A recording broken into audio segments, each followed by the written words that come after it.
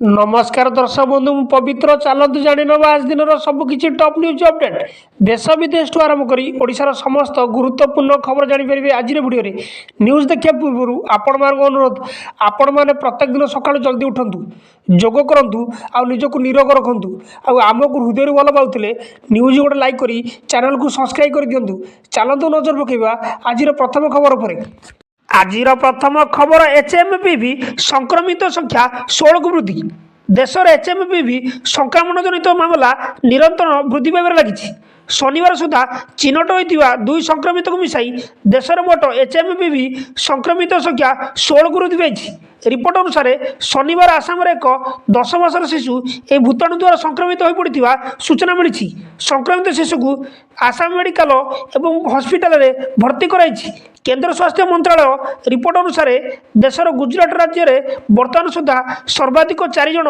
ए भूताणु द्वारा संक्रमित भाव चिन्हट होता बेले महाराष्ट्र 3टी कर्णाटक और तमिलनाडु 2टी यूपी राजस्थान पुडुचेरी आसाम और पश्चिम बंगाल गोटे मामला रही तेज एम मध्य अधिकांश आक्रांत बयस 2 मासरू 8 वर्ष मध्य रही बेले केवल 2टी मामला 20 ରୁ 80 वर्ष नागरिक रही सूचना मिली परवर्ती खबर महाकुंभ ओडिशा गड़ब बस आज प्रथम पर्यायर प्रयागराज जीव 8टी बस उत्तर प्रदेश में प्रयागराज होगा महाकुंभ मेला आज ओडिशा को जीव 8टी बस पुरी संबलपुर भवानीपटना ब्रह्मपुर गड़ब बस ब्रह्मपुर बस चलाचल शुभारंभ हो वीडियो कॉन्फ्रेंस माध्यम मुख्यमंत्री मोहन चरण माझी यार शुभारंभ करेंगे सूचना मिली परवर्ती खबर महाराजा कंसक निमंत्रण धनुयात्रा देखा जी मुख्यमंत्री आज बरगड़ जिला गस्तर जी मुख्यमंत्री मोहन चरण माझी विश्व प्रसिद्ध धनुयात्रा महोत्सव में सामिल होगा सन्धार बरगड़ में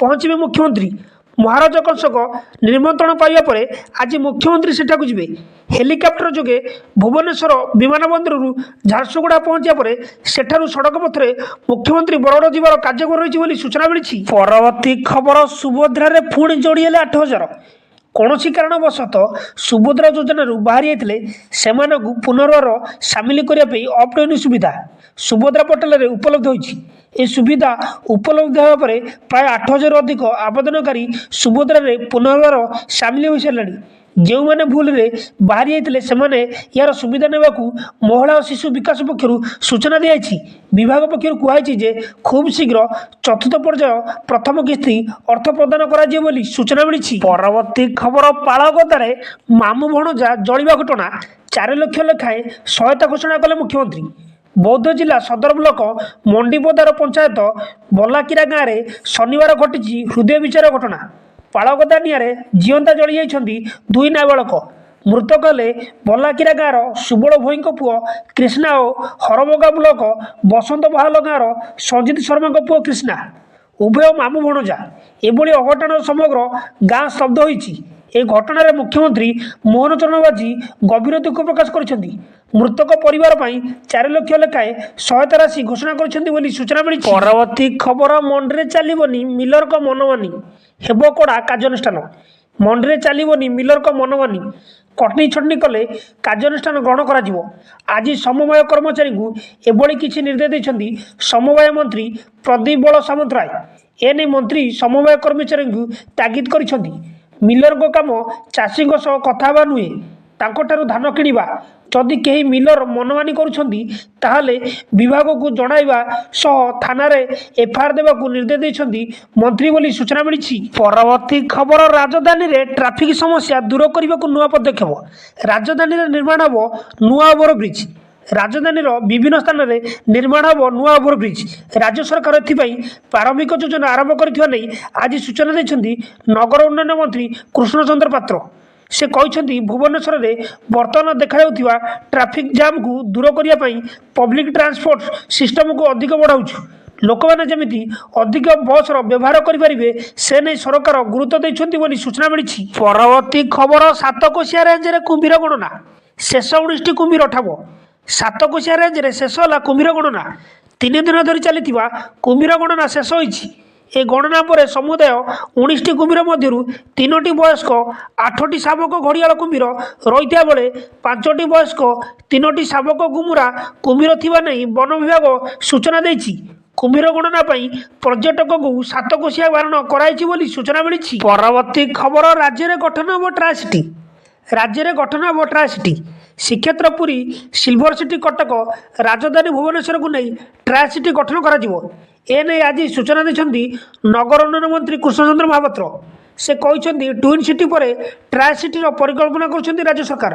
ଉଭୟ ତିନି ସ୍ଥାନର ଗମନାଗମନ ବିକାଶକୁ ଗୁରୁତ୍ୱ ଦେବା ନେଇ ଏ ଟ୍ରାଏସିଟିକୁ ବିକାଶ କରାଯିବ ବୋଲି ସୂଚନା ମିଳିଛି। ପରବର୍ତ୍ତୀ ଖବର, ଆଗାମୀ 2 ଦିନ ଘନ କୁହୁଡ଼ି ନେଇ 8 ଜିଲ୍ଲାକୁ ୱାର୍ଣ୍ଣିଂ।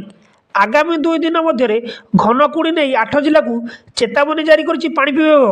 ସେ ଜିଲ୍ଲାଗୁଡ଼ିକ ହେଲା ସୁନ୍ଦରଗଡ଼, ଝାରସୁଗୁଡ଼ା, କେନ୍ଦୁଝର, ଅନୁଗୁଳ, ଢେଙ୍କାନାଳ, ନୟାଗଡ଼, କନ୍ଧମାଳ ଏବଂ କୋରାପୁଟ। ସେସବୁ ସ୍ଥାନରେ କୁହୁଡ଼ିର ଦୃଶ୍ୟମାନ ଦୂରତା 5 ମିଟରରୁ 200 ମିଟର ମଧ୍ୟରେ ରହିପାରେ। ତେବେ 14 ତାରିଖ ଠାରୁ 17 ତାରିଖ ପର୍ଯ୍ୟନ୍ତ କୌଣସି ଚେତାବନୀ ନାହିଁ। ଭୁବନେଶ୍ୱର ପାଣିପାଗ ବିଜ୍ଞାନ କେନ୍ଦ୍ର ପକ୍ଷରୁ ଜାରି ହୋଇଥିବା ଟ୍ୱିଟ୍ରୁ ଏହି ସୂଚନା ମିଳିଛି ବୋଲି ଖବର ମିଳିଛି। ପରବର୍ତ୍ତୀ ଖବର, ମହାପ୍ରଭୁଙ୍କ ଦର୍ଶନ କଲେ ବାଗେଶ୍ୱର ବାବା। ପୁରୀ ଆସି ଶ୍ରୀମନ୍ଦିରରେ ମହାପ୍ରଭୁଙ୍କ ଦର୍ଶନ କରି ଆଶ୍ରୟ ନେଇଛନ୍ତି ବାଗେଶ୍ୱର ବାବା। ଶନିବାର ସନ୍ଧ୍ୟାରେ ବାଗେଶ୍ୱର ବାବା ଧରେନ୍ଦ୍ର କୃଷ୍ଣା ଶାସ୍ତ୍ରୀ ଶ୍ରୀମନ୍ଦିରରେ ଚତୁର୍ଦ୍ଧା ବିଗ୍ରହଙ୍କ ଦର୍ଶନ କରିଛନ୍ତି।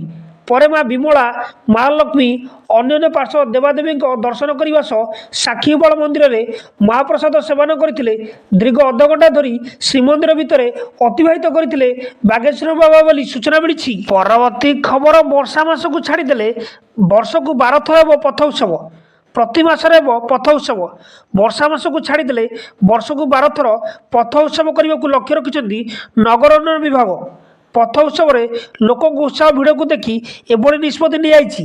ରବିବାର ଦ୍ୱିତୀୟ ପଥ ଉତ୍ସବରେ ହଜାର ହଜାର ଲୋକଙ୍କ ଭିଡ଼ ସମସ୍ତଙ୍କୁ ଆଶ୍ଚର୍ଯ୍ୟ କରିଛି।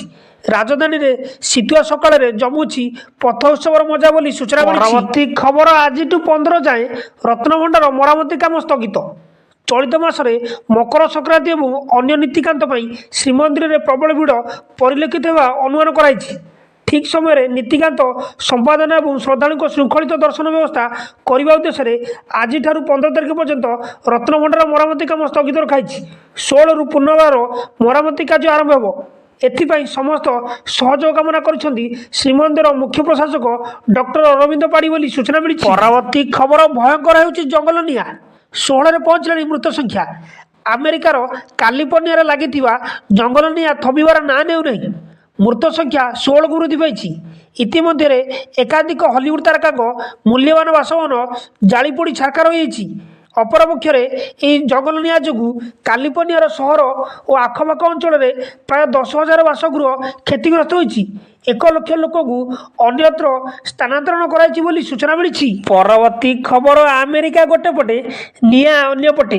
ଶୀତ ଝଡ଼, 3,000ରୁ ଅଧିକ ବିମାନ ବାତିଲ। ଆମେରିକା ବଡ଼ ଭାଗ ଶୀତ ଝଡ଼ରେ ପ୍ରବାହିତ ହୋଇଥିବା ବେଳେ ଅନ୍ୟ ଏକ ଭାଗ ନିଆଁରେ ଜଳୁଛି। ଆମେରିକାର ଦକ୍ଷିଣାଞ୍ଚଳରେ ପ୍ରବଳ ଶୀତ ଝଡ଼ ବ୍ଲେୟର ଯୋଗୁଁ ଶୁକ୍ରବାର 3,000ରୁ ଅଧିକ ବିମାନ ବାତିଲ ହୋଇଥିବା ବେଳେ ହଜାର ହଜାର ବିମାନ ବିଳମ୍ବ ହୋଇଛି। ରିପୋର୍ଟ ମୁତାବକ ସମସ୍ତ ଏୟାରଲାଇନ୍ସ କମ୍ପାନୀ ମଧ୍ୟରେ ସବୁଠାରୁ ଅଧିକ ସାଉଥ୍ ୱେଷ୍ଟ ଏୟାରଲାଇନ୍ସ ରହିଛି। ସାଉଥ୍ ୱେଷ୍ଟ ଏୟାରଲାଇନ୍ସର 204ଟି ଉଡ଼ାଣ ରଦ୍ଦ ହୋଇଛି। South West American, United Airlines ଏବଂ ଡେଲ୍ଟା ଏୟାରଲାଇନ୍ସ ସମେତ ଅନେକ ବିମାନ ଉଡ଼ାଣ ରଦ୍ଦ ହୋଇଛି ବୋଲି ସୂଚନା ମିଳିଛି। ପରବର୍ତ୍ତୀ ଖବର, ସାଧାରଣ ଲୋକ ପାଇଁ ଖୋଲାଯିବ ଆଜିଠାରୁ ରାଜଭବନ ଉଦ୍ୟାନ। ଆଜିଠାରୁ ଖୋଲାଯିବ ସାଧାରଣ ଲୋକ ପାଇଁ ରାଜଭବନ ଉଦ୍ୟାନ। ଆଜିଠାରୁ 22 ତାରିଖ ପର୍ଯ୍ୟନ୍ତ ଲୋକ ପାଇଁ ଖୋଲା ରହିବ। ଏହି ଦିନମାନଙ୍କରେ ଯେକୌଣସି ବ୍ୟକ୍ତି ମାଗଣାରେ ରାଜଭବନ ଉଦ୍ୟାନ ପରିଦର୍ଶନ କରି ଏହାର ସୌନ୍ଦର୍ଯ୍ୟ ଉପଭୋଗ କରିପାରିବେ। ହେଲେ ସେଥିପାଇଁ ସେମାନଙ୍କୁ କେବଳ ଅନଲାଇନ୍ ମାଧ୍ୟମରେ ନିଜର ନିଯୁକ୍ତି ପଞ୍ଜୀକରଣ କରିବାକୁ ପଡ଼ିବ। ଲୋକମାନେ Odisha online website www.rajbhavonoodisha.gov.in app ମାଧ୍ୟମରେ ପଞ୍ଜୀକରଣ କରିପାରିବେ ବୋଲି ସୂଚନା ମିଳିଛି। ନ୍ୟୁଜ୍ଟି ଏଇଠି ସମାପ୍ତ ହୋଇଛି। ନ୍ୟୁଜ୍ଟି ଭଲ ଲାଗିଥିଲେ ଆପଣମାନଙ୍କ ଅନୁରୋଧ ନିହାତି ଭାବେ ନ୍ୟୁଜ୍ ଗୋଟେ ଲାଇକ୍ କରି ଚ୍ୟାନେଲକୁ ସବସ୍କ୍ରାଇବ୍ କରିଦିଅନ୍ତୁ।